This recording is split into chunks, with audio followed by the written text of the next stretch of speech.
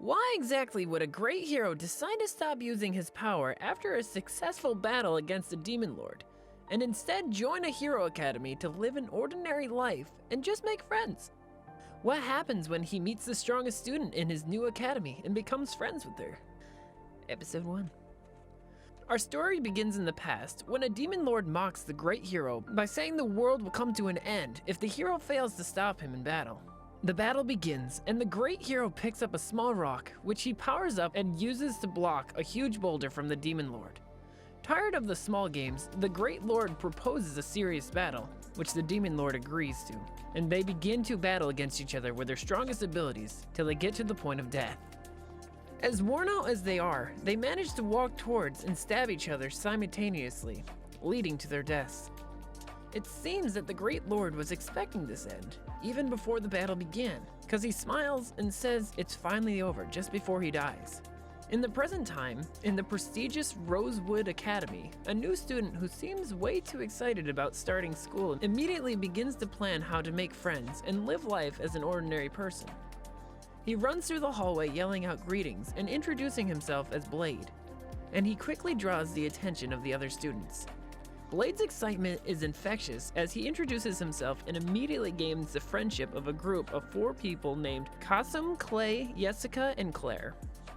Blade is happy with his new friends and even tells them that he aims to have 10 or even 100 friends, and Claire jokes that he'll have to befriend the whole student body if he wants to make 100 friends. Just then, a girl walks into the hallway asking why there's a lot of commotion, and his new friends inform Blade that she's the strongest student, so anyone in the school calls her the Empress, even though her name is Ernest Flaming. Blade runs up to her and excitedly introduces himself, but Ernest looks closely at him, and when she asks why she hasn't seen him before, Claire tells him that Blade is a new transfer student. Ernest begins a lecture on values of the academy and how the school admits only aspiring heroes. So you can imagine how she felt when Blade tells her that he just cares about making friends and not about being a hero. It's pretty obvious at this point that Ernest is the queen bee of this school. Blade asks Ernest to show him the headmaster's office, and when they got to the office, Ernest finds out that the king is sitting instead of the headmaster. She immediately bows down in greeting and tries to get Blade to do the same when she sees that he's still standing. The king reveals that he's been acting as the new headmaster, and Ernest rambles on how excited she is to be instructed by the king himself, but he asks her to take her leave, as he must speak with Blade in private. Obviously, this doesn't go down well with Ernest, and Blade complains that the king has put him on her bad side. The king tells Blade that he wants him to regain his powers as a hero, and he continues to speak on how the students will help Blade in his rehabilitation as a hero, even though Blade insists that he wants to continue living as an ordinary person.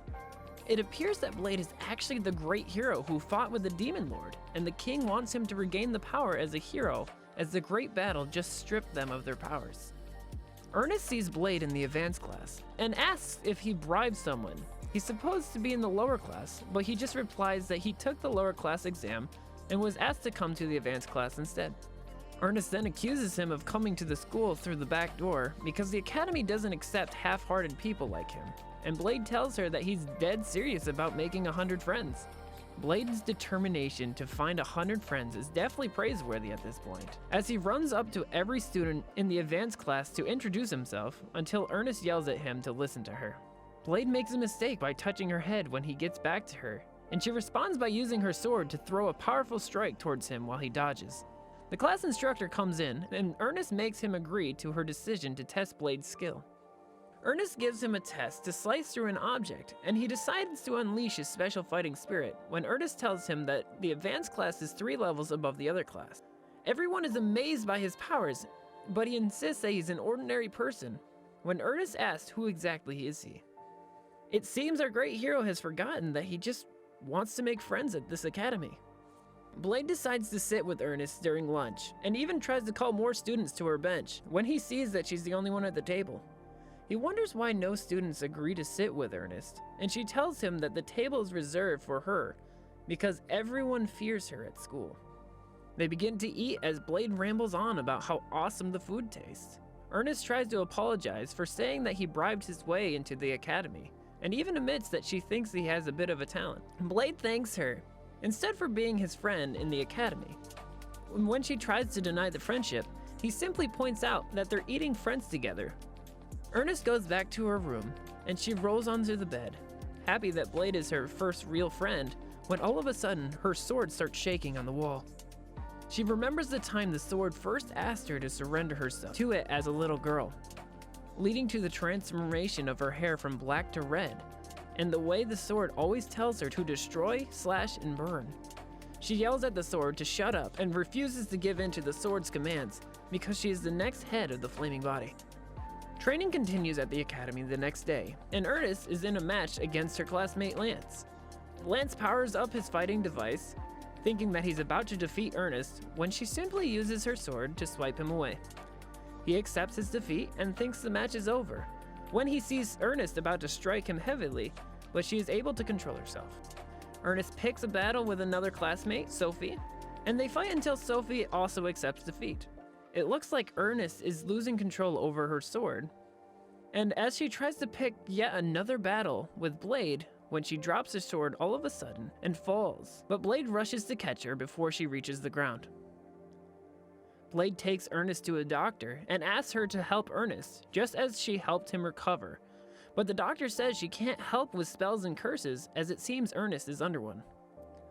Ernest wakes up confused, and when she regains consciousness, she insists on leaving the infirmary against the wishes of the doctor. Blade steps in and offers to keep an eye on her in the academy. As they walk back to the academy, Ernest instructs him to keep what happened in the infirmary a secret. Blade sneakily accesses the database of the academy later that night to find out more about Ernest's situation.